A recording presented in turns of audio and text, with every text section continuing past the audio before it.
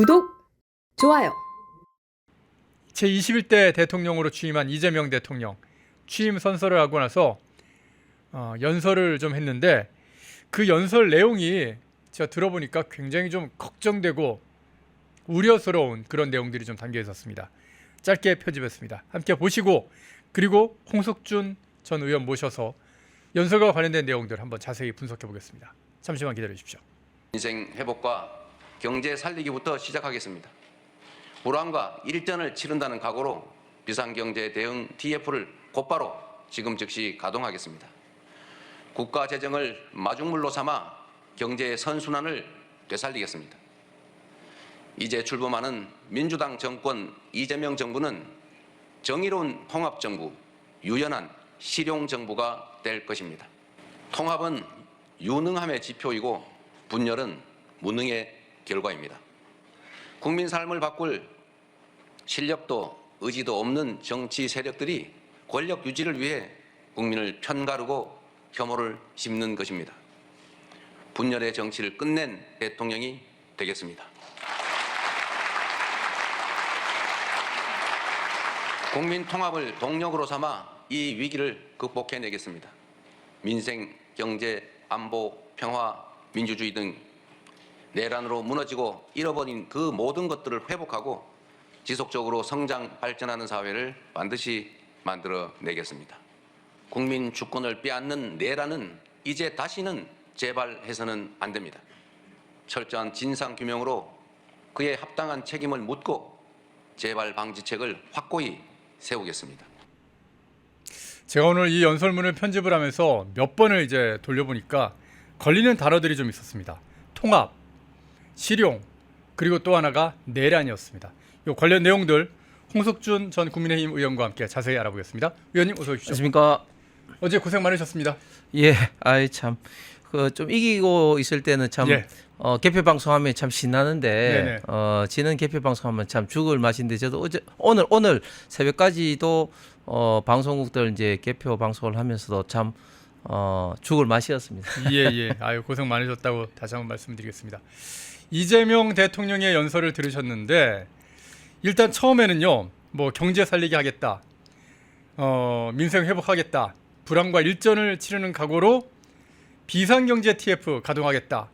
그러면서 국가 재정을 마중물로 삼아서 경제 선순환을 되살리겠다 이런 얘기를 했습니다.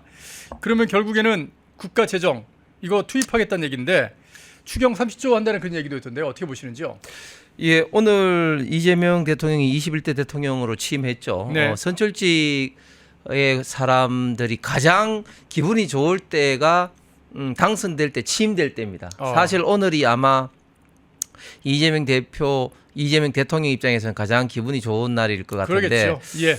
앞으로 우리 대한민국을 이끌기 위해서도 사실은 일도 많지만 본인의 사업 리스크를 방어하기 위해서도 일이 많기 때문에 참 우리나라가 어떻게 될지 어떤 방향으로 갈지 참 걱정스럽습니다. 오늘 취임하는 날까지도 사실은 좀 뭐 덕담을 하고 비판하고 싶은 생각은 별로 없는데 조금 전에 저 한 말을 보고 참 우려스러운 게 일단 기본적으로 국가 재정을 마중물로 삼는다는 말은 곧 호텔 경제학을 이야기하는 거 아니겠습니까? 그러니까 줬다 또 뺏는 건가요? 예. 아주 걱정됩니다. 예. 아니 이제 그러니까 줬다가 빼지 않아도요. 예를 들면 이제 지난번 이 시간에서 한번 말씀드렸습니다만은 소위 말해서 투자 성수 효과가 각 부분별로 이제 나타나는데 가장 투자 성수 효과가 많이 나타나는 부분, 즉 투자 유발 계수가 상대적으로 많이 나타나는 부분에 투자가 이루어지도록 하는 것이 상식 중에 상식입니다. 일단 정부 부분과 민간 부분을 나누어 본다면 민간 부분이 훨씬 더 투자 유발 계수가 크고요. 또 정부 부분에 대해서는 투자 유발 계수가 민간 부분에 대해서 굉장히 작습니다. 심지어 투자 유발 계수가 정부 부분 거의 없다고 주장하는 학자들도 굉장히 많이 있습니다. 아니, 정부가 투자하면 투자할수록 시장을 방해하는 그런 경우도 있죠. 예, 왜냐하면 정부의 재원은 다 민간의 국민들로부터 있던 그 세금으로 걷어들여야 되니까 소위 말 클라우드 이펙트라고 합니다. 구축 효과라고 정부 부분의 세금을 내기 위해서는 이 민간 부분이 위축이 되니까 정부 부분에는 투자 유발 계수, 투자 성수 효과가 작다는 것이 뭐 모든 경제학자들의 이야기고 정부 부분 중에서도 굳이 나누면은 그나마 그래도 조금 있는 효과가 있는 부분이 이제 인프라 구축 부분하고 R&D 부분이고 가장 예. 효과가 없는 부분이 소득 재분배인 부분입니다. 그런데 예.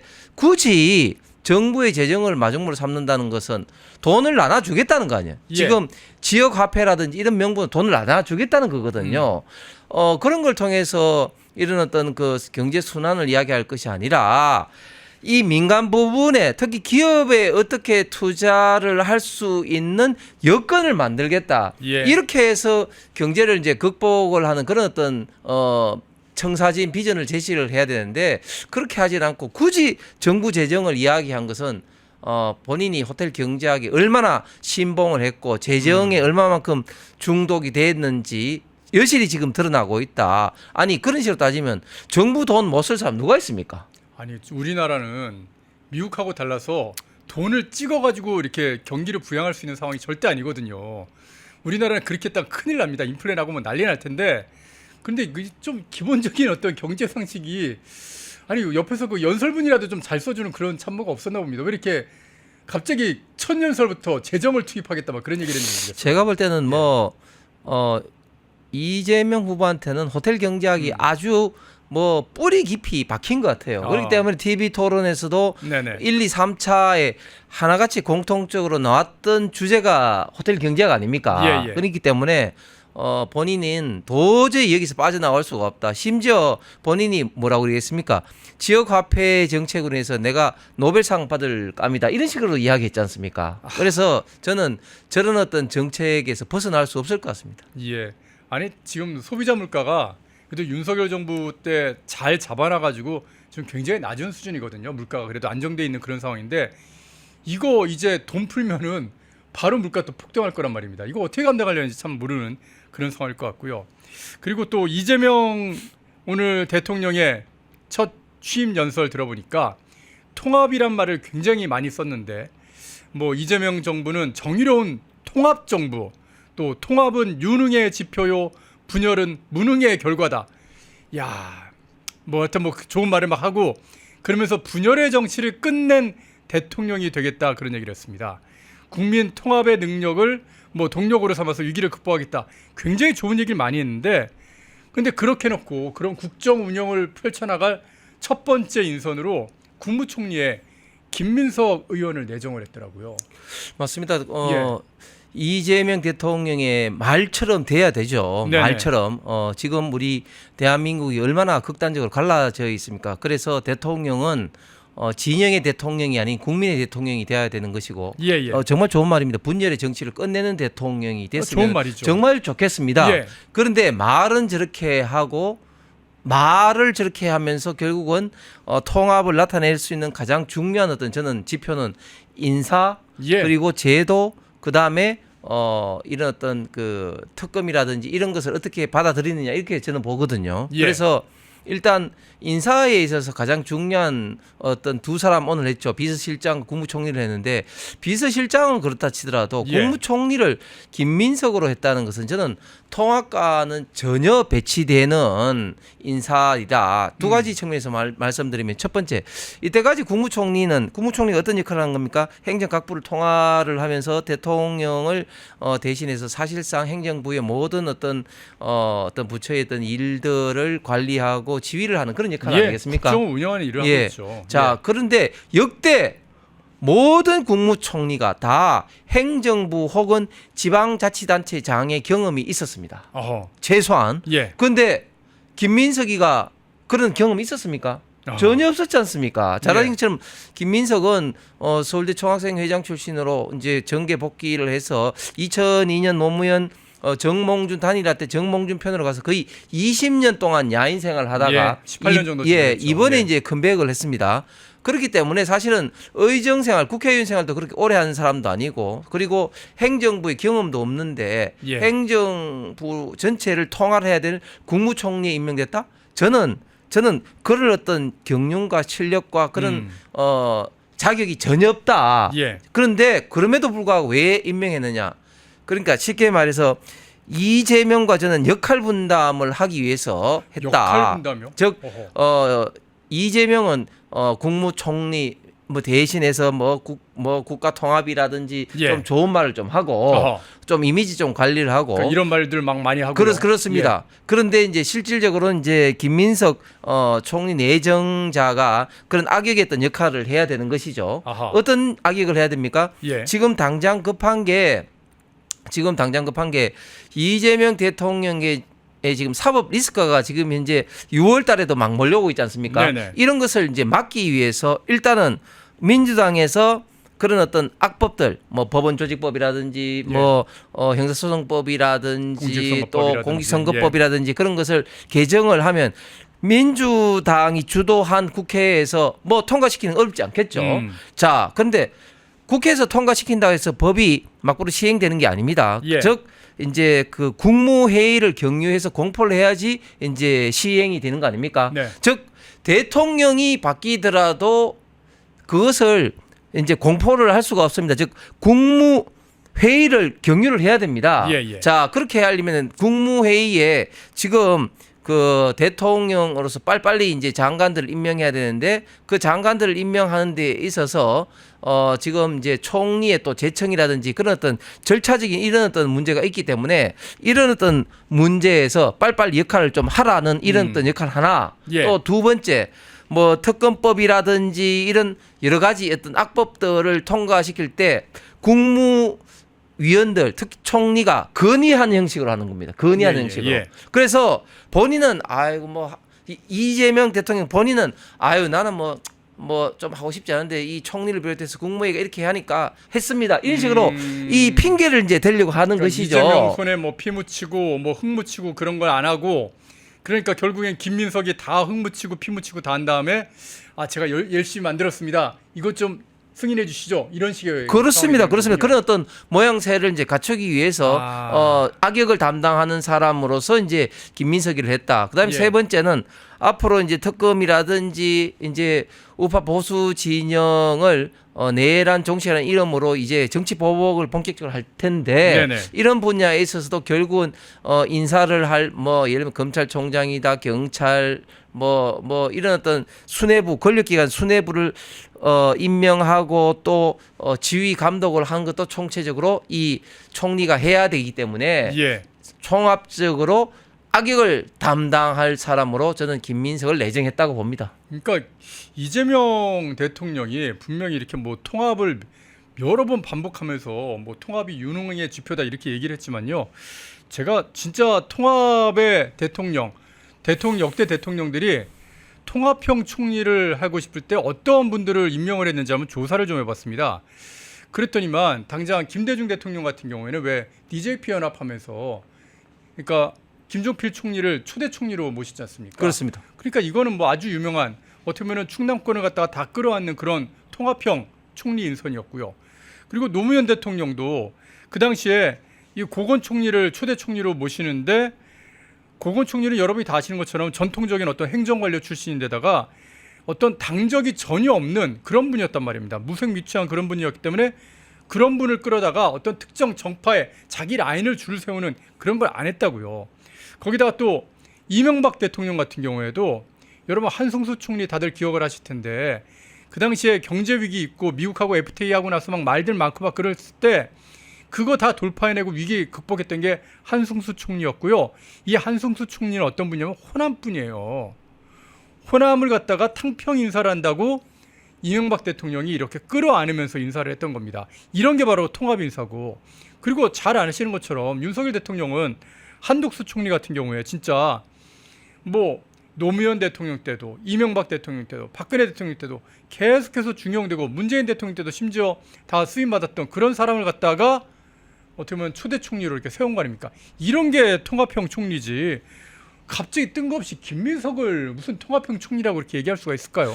예, 그러니까 한덕수 총리를 이제 예. 한 것도 사실은 이제 노무현 대통령 때도 이제 총리를 했음에도 불구하고 예. 그리고 또 호남 출신이었기 때문에 상당히 통합형 인사라는 어떤 상징성이 충분히 있죠. 예. 그리고 지금 우리 이제 앵커께서 말씀하신 이 내부는 전부 다 또 행정 경험도 굉장히 또 맞습니다. 풍부하신 분들 예. 아닙니까? 예. 그렇기 때문에 충분히 또 총리 자격도 계신 분인데 제가 말씀드린 것처럼 김민석은 행정 경험도 없고 또 통합 인사라 보기에는 하등 어떤 그런 어떤 이유의 통합 어떤 인사라고 이제 설득력이 있는 근거 이유가 하나도 없는 예.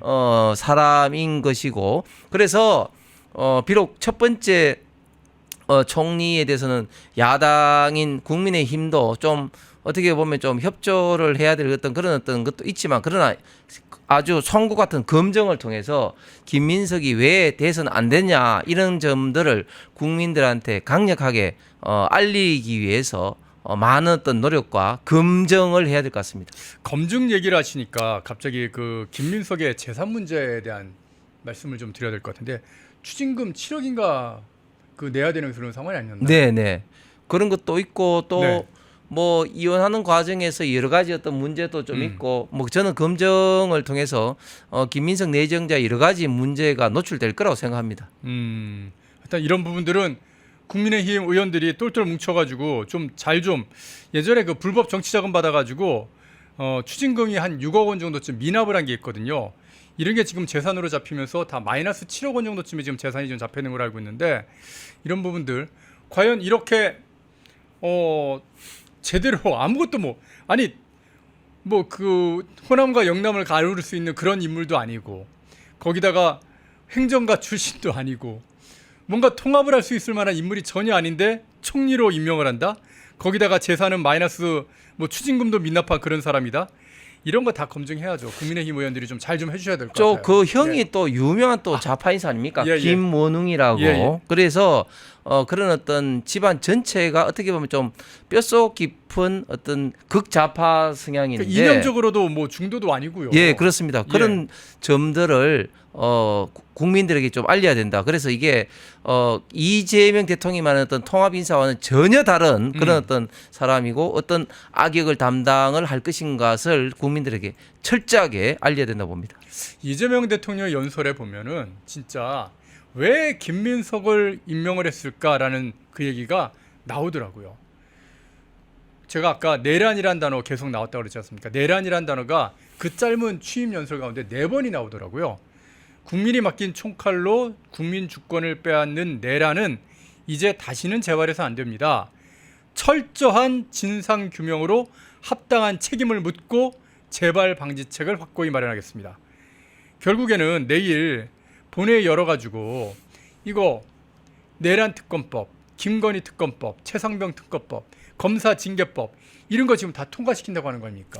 그렇습니다. 그 국민들께서 뭐 내란이 뭐 설사 그런 걸 진상하기 위해서 특검법이 구성되고 뭐 하면 뭐 거기 관계되는 사람이 뭐 몇 명 있겠느냐 예. 뭐 그렇게 생각을 하기 때문에 내하고는 관계없다 이렇게 생각하기가 쉽습니다. 예, 예. 물론 지금 현재 가장 민주당에서 지금 내란 특검법을 통해서 하려고 했던 게 일단 직접적으로는 비상계엄 사태에 관련해서 뭐 여러 가지 어떤 사람들 예를 들면 비상계엄 뭐 관련돼서 이제 국무회의 참석자들 예. 또 군인들, 예. 당시에 또 그 직접적으로 이제 거기에 관련 있는 어떤 군인들 또 예.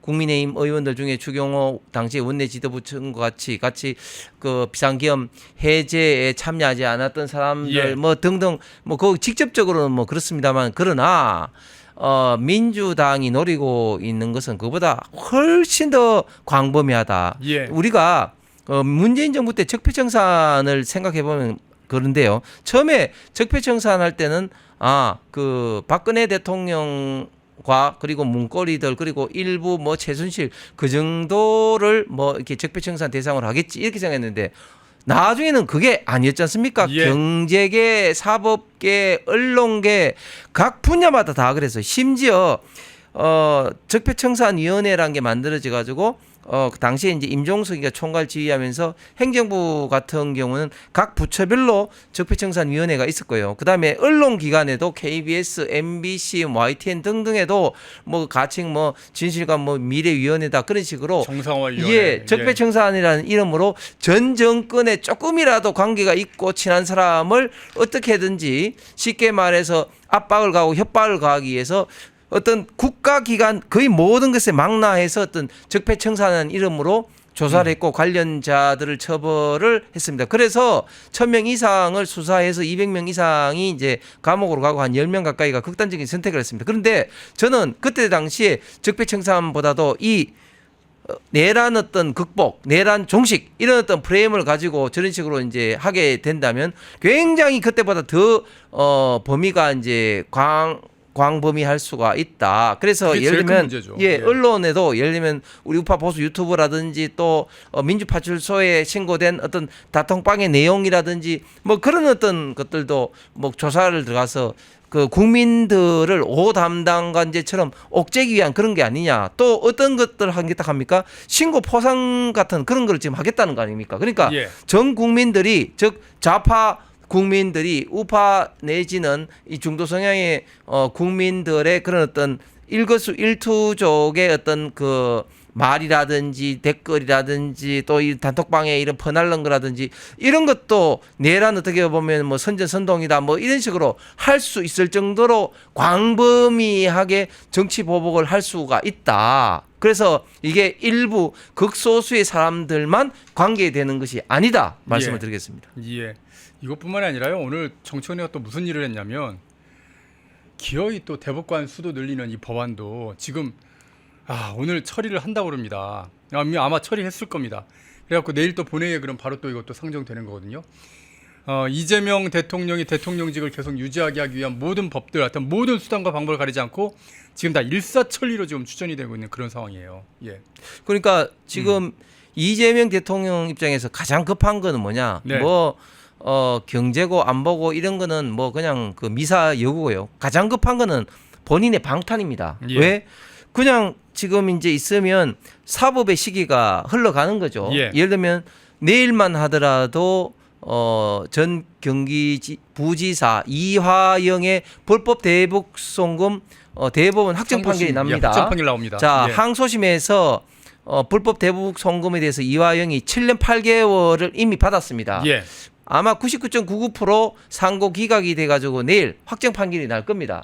그러면은 지금 현재 1심을 받고 있는 이재명 같은 경우 관계 없을까요? 직접적 관계가 있죠. 아니, 본인이 지시 내지는 최소한 보고를 받기 때문에 직접적 관계가 있을 수밖에 없는 겁니다. 또 6월 18일은 대법원에서 파기환송이 된 공직선거법 관련해서 5월 15일에 열렸던 것을 지금 이제 연기를 시켰지 않습니까? 그 연기한 것이 별로 시간을 끌 것도 없습니다. 한 번 내지 두 번으로 항소심에서 이제 유죄가 이제 확정이 됐고 그 이제 벌금 내지 징역형 그 형만 확정이 되면 되는 거 아닙니까? 그러면 그 형이 확정되고 대법원으로 넘어가면 대법원에도 이제 시간 끌 이유가 전혀 없는 겁니다. 자, 그러니까 시간이 없는 거예요.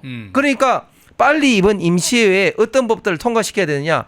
법원 조직법을 통과시켜서 본인들이 임명을 하는 대법관으로 이제 대법원을 이제 충원을 해야 되는 거고요. 그다음에 공직선거법의 허위사실 공표의 행위 부분을 빼야 되는 거고요. 그다음에 형사소송법을 개정해서 현직 대통령은 뭐 재판을 받지 않는 이런 법들을 빨리 통과시켜야 되는 겁니다. 왜? 6월 달에 통과를 시켜야지 그다음에 6월 말 혹은 7월 달에 이 국무회의를 구성을 해서 이제 공포를 해서 법을 최소한 7월 중순부터 실행을 시켜야 되거든요. 그렇지 않으면 법원에서 언제 방망이를 공직선거법상의 허위사실 공표로 해서 두들길지 모르는 겁니다. 확정 판결하면은 대통령 내놔야 됩니다. 그렇습니다. 그렇기 때문에 지금 이재명과 민주당은 굉장히 급하고 지금 속도를 내야 되는 겁니다. 그런 상황인데 김용태 비상대책위원장이 오늘 이재명 대통령과 밥 먹으면서 뭐 민주주의나 합의의 원칙에 따르니까 내일 일방적으로 공직선거법 개정하는 거, 뭐 형사소송법 개정하는 거, 거기다 법원조직법 개정하는 거 그거 하지 말아 주십시오. 이렇게 얘기를 하니까 이재명 대통령이 깜짝 놀라고 이렇게 노려보는 그런 상황이 벌어진 거겠죠. 참 어이가 없습니다. 자, 이재명 대통령의 취임 연설은 요 정도로 정리하고요.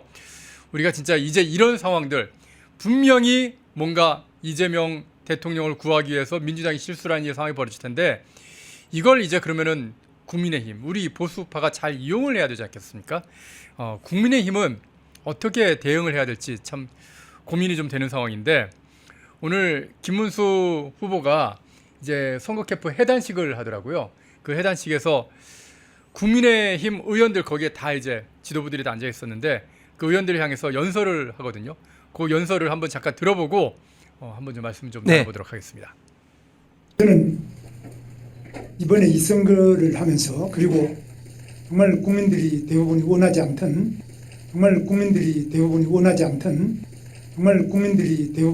않던 이재명 대통령이 오늘 취임을 하게 되는 과정을 보면서 제가 왜 이렇게 되었을까를 깊이 생각을 해봤습니다. 첫째는 우리 당이 지금 민주주의에 대한 기본적인 이해와 신념, 그것을 지키기 위한 투철한 사명이 없기 때문이라고 생각합니다. 그것이 바로 계엄이라는 상상할 수 없는 일로 나타났습니다. 앞으로 절대로 이런 식의 계엄은 다시는 있어서는 안 된다. 정치라는 것은 목표도 중요하지만 그 수단이 매우 중요한데 전혀 적절치 않은 수단을 이렇게 쓰게 되도록 우리가 그냥 말릴 수 없었던 또 그것을 제어하는 힘이 우리 내부에 없었다는 점에 대해서 매우 큰 문제가 있다고 보죠. 두 번째는 민주당이 이제 경제는 민주당이다 이런 이야기를 하는데 뭐 있을 수 없는 이런 포스터가 의원회관에 붙어 있는 거 보고 저는 굉장히 놀랐는데 그동안에 제가 당을 알기로는 경제는 당연히 국민의힘이다. 아주 뭐 너무나 분명한 후보였는데 지금은 과연 국민의힘이 경제를 제대로 하느냐. 경제가 위기면 당연히 국민의힘을 뽑아야지. 국민의힘에는 경제 전문가가 있지.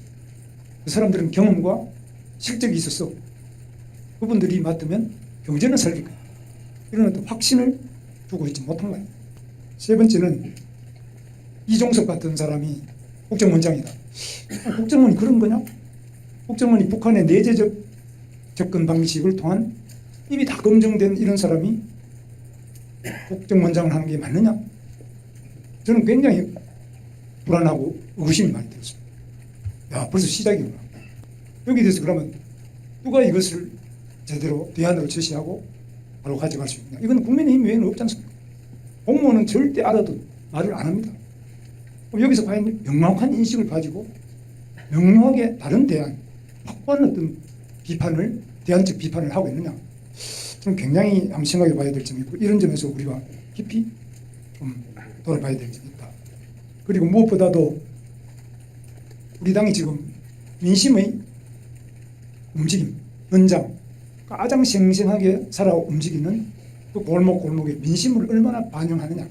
그 민심을 반영할 수 있는 그 시스템 자체가 구축되어 있느냐. 그런 점에서 굉장히 깊이 생각을 해봐야 될 점이다. 저는 그게 굉장히 약하고 동떨어진, 현장과 밀착하지 않고 동떨어진 점, 이런 것들이 이제 선거 결과로 나타나는 거라고 저는 생각합니다. 그래도 정치의 희망, 나라의 희망, 경제의 희망, 민생의 희망이 있다는 그 마지막 희망이 될 수 있게 기대하면서 저는 다시 한번 우리 당원 동지 여러분과 국민 여러분께 깊은 사죄의 말씀드립니다. 감사합니다. 예, 김문수 후보가 큰절까지 하면서 진짜 그 강렬한 눈빛으로 이제 쓴소리를 날리신 건데 계엄 얘기하셨고 너희들 경제 전문가 맞아? 얘기하셨고 그리고 한덕수 후보로의 단일화 과정에서 날치기를 했지 않습니까? 그거 얘기하셨고 그리고 선거운동 과정에서 국민의힘이 도와주질 않았다. 너희들 선거운동 시스템도 완전 망가져 있어라고 진짜 신랄하게 비판을 하셨습니다. 어떻게 보셨는지요? 예, 김문수 후보로 봐서는 그동안 좀 바쁘기도 바빴고 또 참았던 예. 말들을 한 것 같습니다. 예. 정말 김문수 후보로 봐서는 그동안 선거운동 기간 동안 참 당에 대해서 그리고 경선 그 후보로 결정되는 과정에서 예. 얼마나 좀 섭섭한 게 많았겠습니까? 그럼에도 진짜 쌓였을 불구하고 겁니다. 예.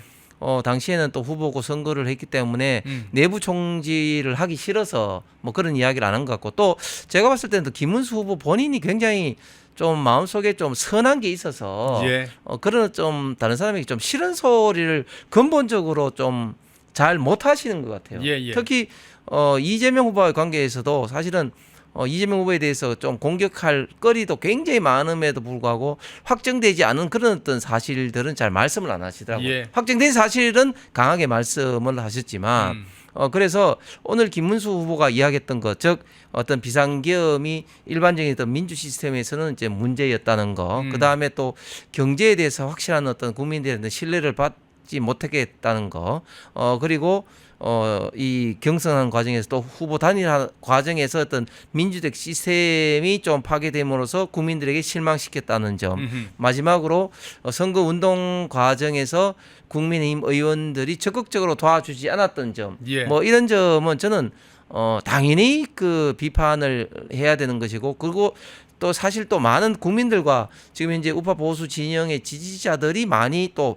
비판을 하고 있는 상황입니다. 예. 예를 들면 선거운동 기간에 과연 국회의원들이 얼마만큼 열심히 했느냐, 저는 굉장히 좀 의문이 드는 게, 뭐 제가 있는 대구 경북 지역구에서도 저도 항의를 많이 받았습니다. 예. 왜 현수막이 없냐, 왜 돌아다니지 않느냐. 그런데 그 유세차가 돌아다니질 않아요. 뭐 그런 것도 그런 거고, 그 다음에 또 어떻습니까? 홍준표, 한덕수 이런 빅스피커들은 어떻습니까? 정말 우리가 실망을 넘어서 그분들에 대해서 절망할 수밖에 없고, 예, 예. 또 한동훈 후보 같은 경우는 다행히 이제 참전을 했습니다만, 마지막에 참전했죠. 예, 그러나 좀 더 확실하게 좀 김문수 후보를 더 적극적으로 도와줬으면은 어땠을까 하는 어떤 그런 생각이 당연히 드는데, 저 같은 사람도 드는데 후보 본인은 얼마나 그런 생각이 많이 들겠습니까? 속에서 다 참으시면서 그렇죠. 그런 속에 어떤 썩어 들어가는 거죠. 예, 그런 이야기를 못 하고 있다가 이제 해단식에서 네. 그런 이야기를 한 것 같고, 그 다음에 제가 좀 인상 깊게 본 것은 김문수 후보가 기본적으로 민주주의 관련된 어떻게 보면 좀 이론 무장이 우리 당이 안 돼 있다 하는데 절대적으로 공감을 합니다. 왜? 민주당 좌파 정당 같은 경우 이념 정당이라고 하는데, 사실은 우리 우파 정당이 더 이념 정당화돼야 됩니다. 당연하죠. 무슨 말인가 하면 우리는 예. 자유민주주의와 시장 경제라는 우리가 이제 근대 역사 이후로 우리 대한민국과 글로벌하게 지금 현재 인류의 어떻게 보면 좀 인권과 생활 수준을 높이는 가장 중요한 가치를 갖고 있는 정당 아니겠습니까? 예, 예. 그런데 이게 그냥 오는 게 아니죠. 다 피와 땀으로 나오는 그런 어떤 가치인데, 우리는 이런 가치를 수호하기 위해서, 싸우기 위해서 조직이, 본인이 어떤 역할을 더 해야 되는 것인지에 대해서 좀 이론 무장이 좀 덜 돼 있는 것 같아요. 제가 몇 가지만 예. 이야기를 하면, 첫 번째 어떤 이론 무장이 돼야 됩니까? 첫 번째 책임을 져야 됩니다. 책임. 어허. 큰 정치인일수록 책임을 져야 됩니다. 그럼 어떤 책임을 져야 됩니까?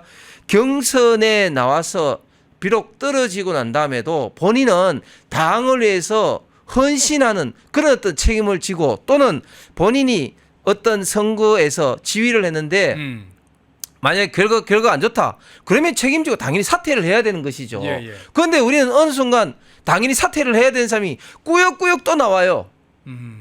그런 사람들 지금 많지 않습니까? 예, 한동훈 후보도 그랬잖아요. 또 예를 들면 또 이런 겁니다. 또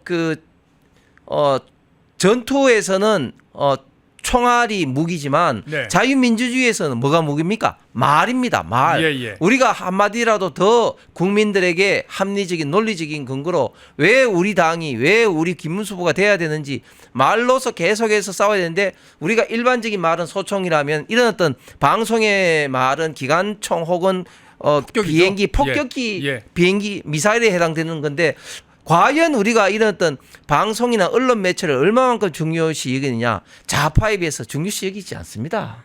걔네들은요, 진짜 김어준 방송에 뻔질나게 들면서 계속해서 거기서 하여튼 저쪽 좌파 진영에서 좋아할 만한 그런 소식을 못 들어본 얘기들을 막 터뜨리지 않습니까? 그렇습니다. 그러니까 계속 거기가 시청률이 높아지고 계속 커버리지 않습니까? 그렇습니다. 그렇게 키운다니까요. 자, 민주당 같은 경우는 현역 의원들 평가를 하는 데서 제가 네네. 구체적인 평가 지표를 받는 크게 세 가지 부분 평가를 하는데요. 의정활동, 지역활동, 그다음에 이제 국민소통 분야로 해서 국민소통 분야의 방송, SNS 뭐 등등등 있습니다. 그만큼 구체적인 지표를 가지고 평가를 합니다. 그런데 우리는 어떻습니까? 그런 평가를 안 합니다. 예. 자, 그리고 언론기관을 보는 어떤 잣대도 그렇습니다. 우리는 우리 펜앤마이크처럼 이렇게 우파 보수 진영이 고군분투를 하고 있는데 저쪽 진영에서는 우리 펜앤마이크만한 이런 어떤 유튜브가 굉장히 많이 있어요. 예. 뭐 김어준 방송은 뭐 거의 뭐 방송 이상이죠. 그런 데 대해서 우리가 중요성을 생각하고 인식하고 이런 방송에 나오고 또 뭐 후원해주고 뭐 이런 것들이 굉장히 우리하고는 좀 차원이 다르다. 정말 반성을 해야 되는 것이고 김문수 후보가 말한 것처럼 자유민주주의 기본적인 가치를 우리가 뼛속 깊이 우리가 체화를 하고 제대로 좀 그 가치 구현을 해서 좀 싸우지 않으면 앞으로도 참 힘들 겁니다. 근데 이제 이거를 갖다가 김문수 후보가 일단 몇 달 동안 잘 지켜보고 이것만 고쳐야 돼. 이거 빨리 고쳐야지만 그래야지 보수 우파가 살아. 국민의힘이 살아라고 이렇게 얘기해 주셨단 말입니다. 그럼 이걸 곧 누군가 이제 깃발을 들고 고쳐야 되는데 그렇습니다. 그러기 위해서는 지금 비상대책위원회 이 체제가 낫겠습니까? 아니면 전당대회를 새로 해가지고 당대표를 새로 뽑는다든가 그렇게 좀 아예 시스템을 다시 바꾸는 게 나을까요? 어떻게 더 나을까요? 예, 크게 봐서는 이제 비대위 체제가 있고 지금 전당대회가 있는데 각각의 장단점이 있습니다. 네. 그런데 저는 당에서도 활동을 해본 경험으로 지금은 당연히 전당대회를 해야 된다고 봅니다. 자, 두 가지 크게 이유입니다. 첫 번째, 비대위 체제 더 이상 지금 계속해서 비대위 체제를 하는데 비대위 체제 더 이상 이렇게 해서는 이제 동력이 생기지 않습니다. 국민들의 관심이 사라졌어요. 예. 그리고 또 어떤 문제가 있냐면 여기서 언론의 주목도 받지 않습니다. 예. 예를 들면 전당대회를 해서 막 여러 가지 어떤 이슈가 나오고 막 경쟁하고 하면 자연스럽게 언론에서 봤는데 지금 비대위 체제에서는 전혀 나오지가 않습니다. 그리고 어떤 정당성이 확보가 되지 않습니다. 그리고 또 실질적으로 본다면 더 할 사람도 없습니다. 그렇기 때문에 당연히 전당대회를 가야 되는데요. 근데 전당대회를 가는 것이 이제 마치 좀 부정적으로 보면은 이런 초상집에 어떻게 잔치를 할 수 있느냐 이런 어떤 비판적 시각이 있을 수 있습니다. 그러나 이것은요 잔치가 아니라 처절한 우리의 반성의 장이 돼야 되는 겁니다. 예. 제가 다시 말하지만 책임질 사람이 전당대회에 나와서는 안 됩니다. 오히려 본인들이 어떻게 이 당을 철두철미하게 뿌리부터 개혁하고 혁신할 것인가, 즉 국민의 지지를 우리가 다시 받기 위해서 어떻게 혁신을 할 것인가에 대한 평가의 장이 전당대회가 돼야 되는 겁니다. 지금 일단 국민의힘이 김문수라는 그 한 사람에 의해서 어떻게 보면 전국적으로 국민의 지지를 41.2%까지 올려받았지 않습니까? 그렇습니다. 이거를 갖다가 전당대회에서 다시 한번 폭발하고 뭐 여러 가지 방법이 있겠죠. 새로 세워진 당대표가 다시 한번 신임을 그만큼 받아가지고 그러면 이재명 정부가 만약에 폭주하게 되면 그거를 대항할 수 있는 힘을 갖다 얻는 거 아니겠습니까? 그렇습니다. 예. 일단 저는 구체적으로 제가 마련한 안도 있는데 예를 들면 평소에 했던 당의 어떤 관리, 그다음에 공천, 그다음에 선거 이 크게 보면 세 가지 부분을 두고 어떻게 구체적으로 고쳐야 될지 저는 뭐 그냥 말이 아니라 구체적인 방법론까지도 제가 지난번 총선 상황실에서 이제 뭐 하면서 느낀 게 많아가지고 기고도 하고 했는데 그 각각의 어떤 그런 점들을 이제 예를 들면 이런 것이죠. 뭐 그냥 이렇게 하는 것이 아니라 당에서 기본적으로 안을 이렇게 해서 이 안에 대해서 본인들의 생각은 어떤지 좀 물어보면서 거기에 대해서 플러스 마이너스로 더 안을 또 가미할 수도 있는 것이죠. 그래서 예를 들면 그게 브레인스토밍 하는 거죠. 그렇습니다. 지난번에 사실은 그렇게 해야 되는 겁니다. 예를 들면 지난번에 뭘로 해야 되냐면 총선 백서 있지 않습니까? 총선 백서에 대해서도 이야기가 많습니다만 총선 백서 같은 어떤 그런 텍스트북을 마련하고 난 다음에 거기에 대해서 토론도 하면서 전당대회를 통해서 어떻게 당헌 당규를 개혁을 해서 당의 체질을 바꿀 것이냐를 자연스럽게 토론을 하고 연설을 통해서 당원으로부터 픽업을 받는 사람이 이제 당대표가 돼서 그 사람이 당을 그런 방향으로 개혁하고 당헌 당규를 바꾸면서 당을 기본적인 좀 체질을 올리고 그런 어떤 연장선상에서 본격적으로 이재명 정권과 이제 싸워 나가야 되는 거거든요. 그렇기 때문에 당연히 저는 전당대회만이 그것을 할 수 있는 이제 장이 된다고 봅니다. 그리고 전당대회를 하게 되면은 일단 지금 모든 언론의 주목이 다 지금 이재명 정부에 쏠려 있지 않습니까?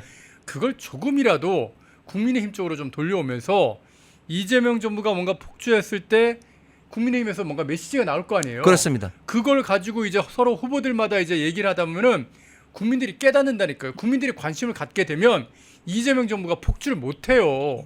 그러기 위해서라도 정말 저는 전당대회 반드시 해야 된다고 그렇습니다. 생각하고요. 지금 예. 이재명 정부가 좀 전에 말씀드렸듯이 이재명 대통령 본인의 방탄을 위해서도 그렇고 또 예. 내란 정식이라는 어떤 정치 보복을 위해서도 그렇고 엄청난 악수를 계속 떨 겁니다. 앞으로 할 겁니다. 예. 예. 자, 그렇게 하기 위해서라도 좀 더 국민들에게 좀 더 강력한 메시지 그리고 강력한 효과를 발휘하기 위해서라도 예. 이런 어떤 전당대회랑 통해서 언론들이 관심을 가질 때 가지게 해야 됩니다. 가질 때 이제 거기서 이제 막 우리가 공격을 좀 해야 된다. 그런 면에서도 전당대회를 조속히 좀 해야 된다고 봅니다.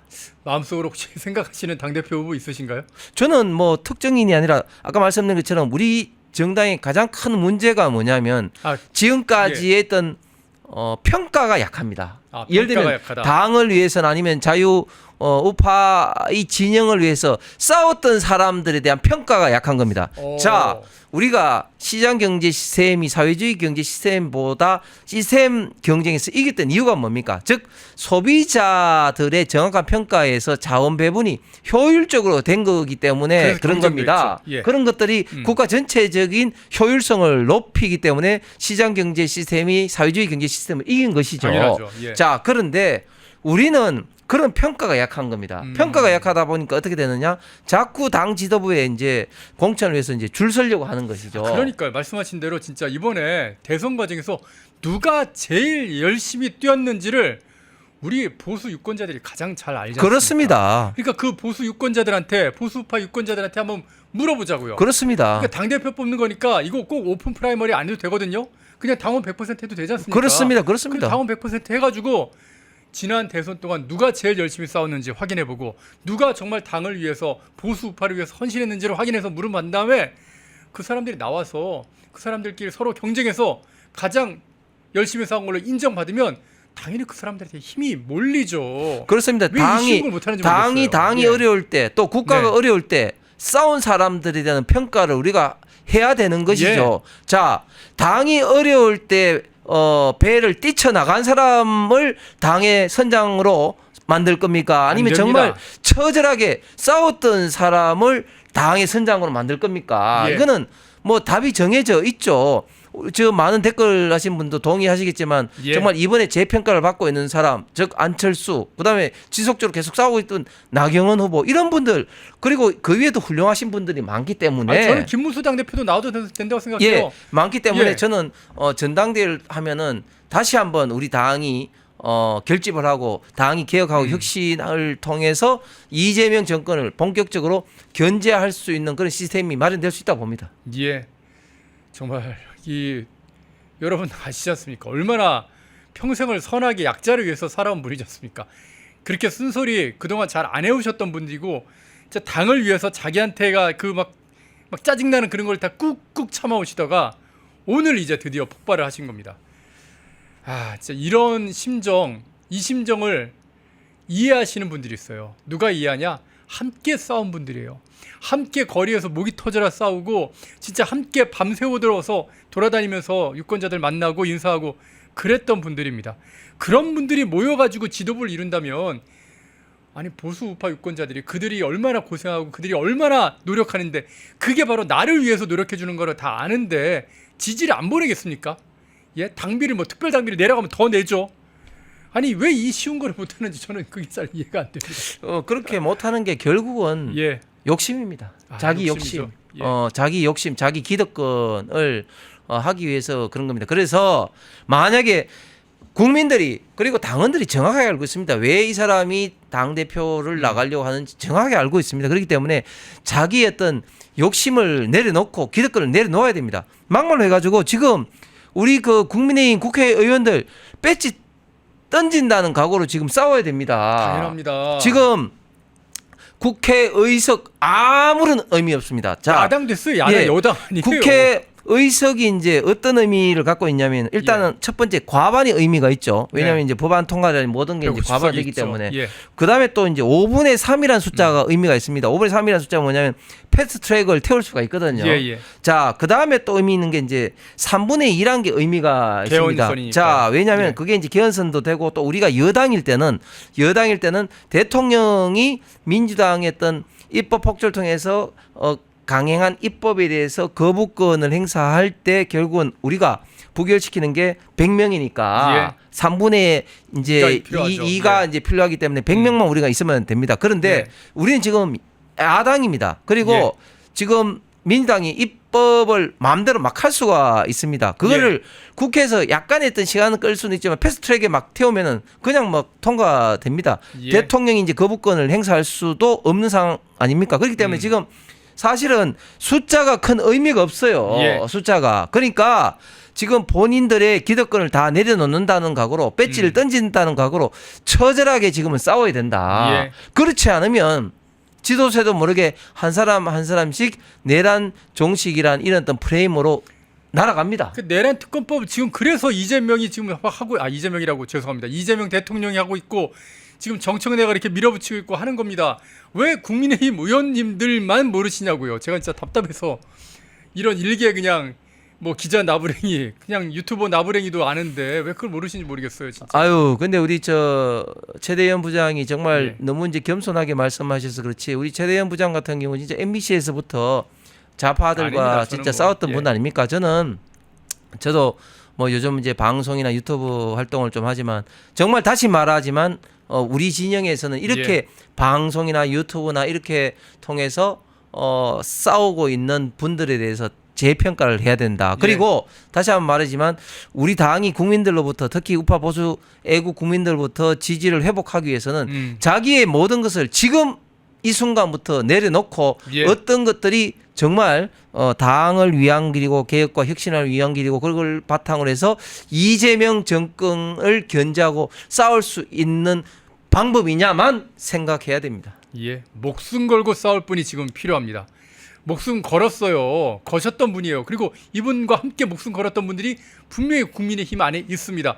제 옆에 계신 홍석주 의원도 목숨 걸고 싸우시던 그런 분 아닙니까? 열심히 방송에 나가서 진짜 피곤해져서 다크서클 내려오시는데 방송하시잖아요.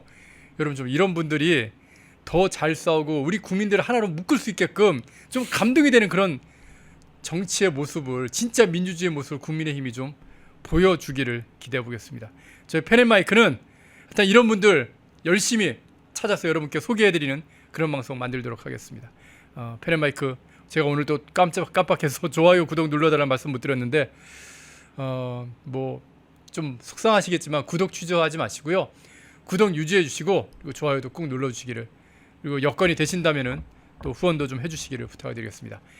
여러분 우리는 졌지만 멋지게 해줄 수 있고요. 그러면은 기회는 반드시 온다고 생각합니다. 끝까지 힘을 잃지 말아주셨으면 좋겠습니다.